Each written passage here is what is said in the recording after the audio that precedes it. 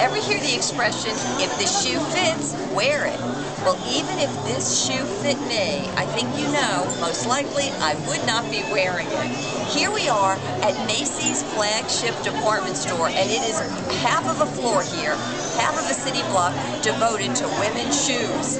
And what a great place to talk about the shoe fitting, in particular, the shoe fitting you. How many of you remember the story of Cinderella? Little Cinderella, she lived and she was among the cinders. She was working day after day after day, and yet when the time came for her to be discovered again by her prince, it was her stepsisters that were trying desperately to fit into a little size 6 shoe when we knew they had a size 9 wide foot. Those stepsisters did not fit into Cinderella's shoe. Cinderella might have been scrubbing floors, but Cinderella was so full of grace, and Cinderella learned that that was ultimately going to be her place in life. Now, what about you? Do you ever feel like you are wearing a shoe, an identity that just does not fit you? Maybe you have. My story was I was literally brought up as a child, groomed to be an attorney to practice law in New Jersey.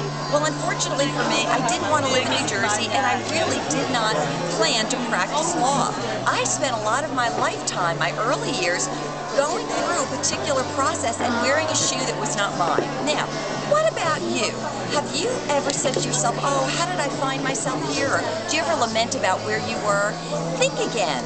I want you to think too about Cinderella. Don't you realize that Cinderella, having lived among the cinders for so long, ended up being so beautifully prepared for the role that was awaiting her? That girl, by the time she became princess, was loaded with the grace to know that she could rule and never rule with an iron fist, because she had been one of the very people that would be her subjects. Now, in your life, just as in mine, you can take anywhere you've been and you can turn it in such a way as to see the value, so that even if you were wearing those shoes that really weren't exactly yours, there are always great life lessons to be learned from them.